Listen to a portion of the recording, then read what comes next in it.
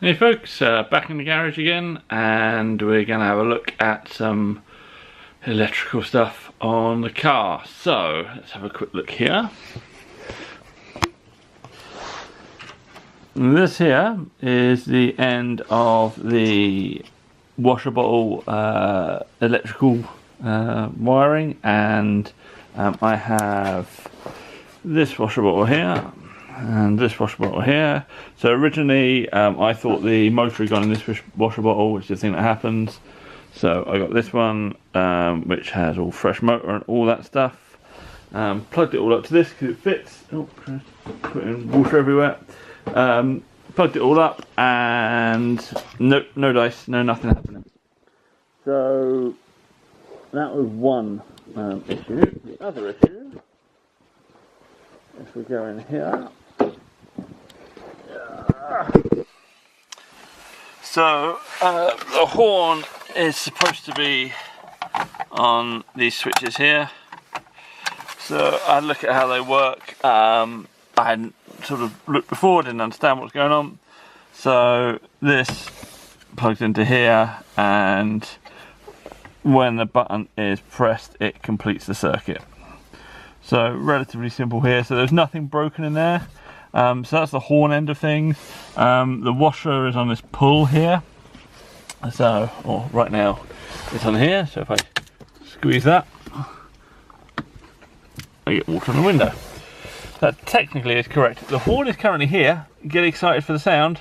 That works. So I'm in a bit of a dilemma. I don't know whether to try and fix the horn and then switch the washer onto the switch. I'm going to just double check that what I think was happening is still happening. If I move the washer bottle over to be on the end of the circuit that the dashboard switch, this dashboard switch here is on, whether or not that will still operate the washer bottle. I believe it does. I can check that pretty quickly. I'm just swapping over some leads.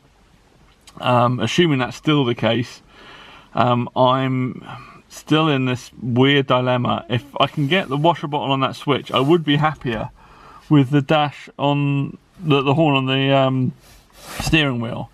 However, at some point in the future, this steering wheel is getting replaced. So I'm kind of, I don't know whether or not to, how much effort to put in. It's a tricky thing at the moment. So yeah, this is what I'm working on today. I will give you some updates. There is a how-to guide for checking my horn problem that somebody very kindly wrote to me on my build thread on the Retro Rides forum. So I will probably bring that up in a little bit and run through it. Although I think my multimeter is dead, so I shall have to dig around for my other multimeter. Anyway, see how this goes. Okay, so I've taken the front of the steering wheel off. I've taken the whole of the steering wheel off.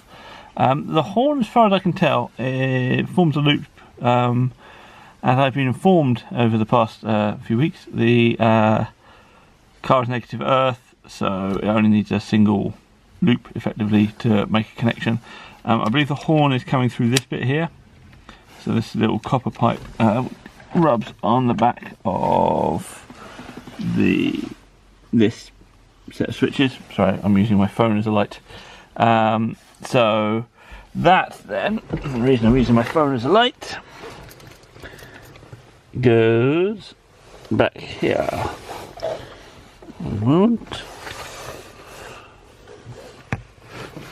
So, don't know how well you'll be able to see this, but it comes through there.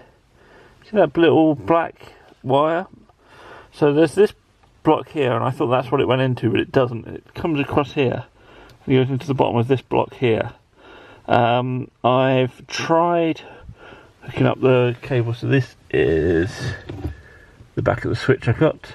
I tried hooking those up to various combinations of this and trying the horn push button, but that's not working. And then I realised, because of the way the circuit will be, it's probably only one of these. In fact, it's probably this bottom one here, because there's no logical reason that they would come in to the bottom of this block and then go to any of these other things, as far as I can tell. So my plan, and it's an experiment, it could go horribly wrong, auto electricians out there, I apologise for this ridiculousness. I'm going to take these two leads and turn them into one lead on a single blade, which I'm then going to connect to the bottom of here. Theory being, it will come out of here, the circuit will be broken because the horn button isn't pushed, and when the horn button is pushed, it will complete the circuit and it will work.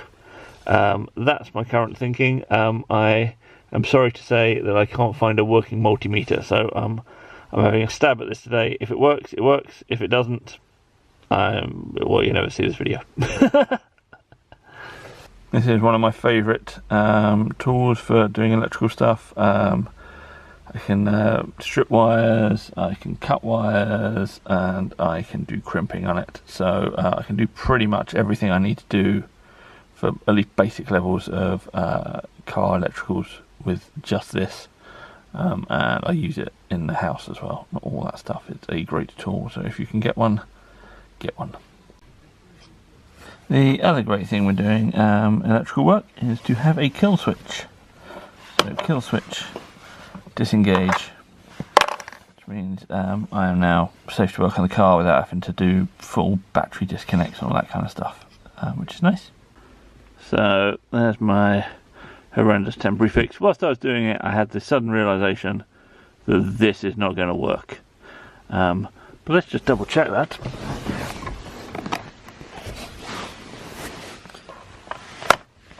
I'm guessing the horn's going to come on as soon as I click this. Yep. Yeah, I didn't think that through.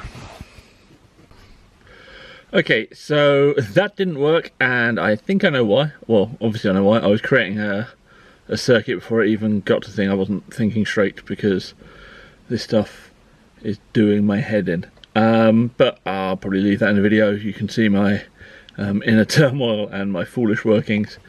I think what I've realised from doing it though, and this is why trial and error is occasionally useful if you don't know what the hell you're doing, there must already be a circuit there to switch, so I just need to find the side that needs to earth, and then theoretically, if that is the right connector that's in the steering column there, if I hook that in and then press the button to complete the circuit, that will complete the circuit to the steering column. So I had a quick look up whilst I just had a cup of tea.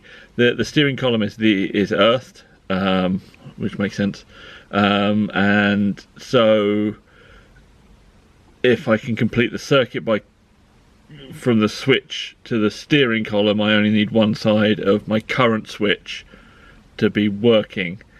However, I have memories of doing that before, plugging into that connector before, but first of all I will just find out if I earth either of my two current connectors, whether or not my horn goes off.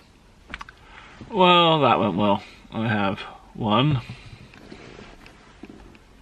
2 fuses are now blown. Trying to do that testing. That was annoying.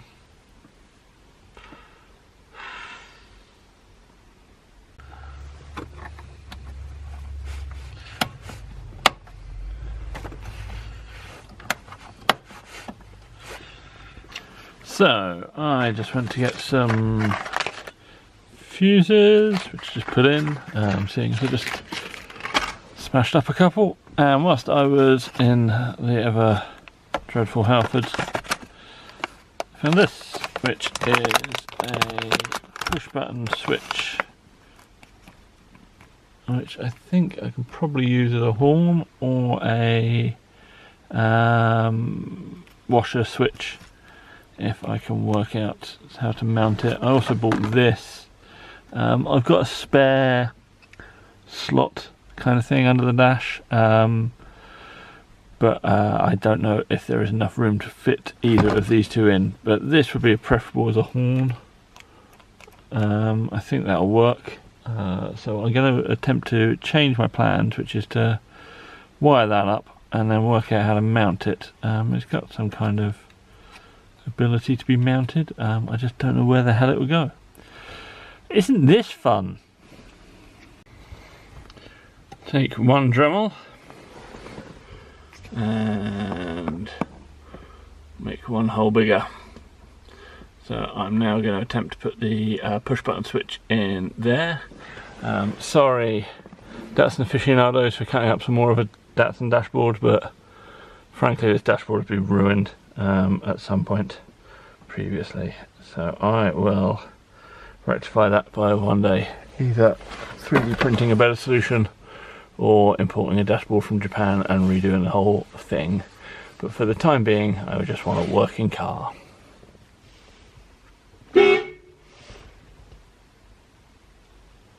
So that's the horn working on a push button on the dash, which I will live with. I think it's going to be hard to say that's not reasonable.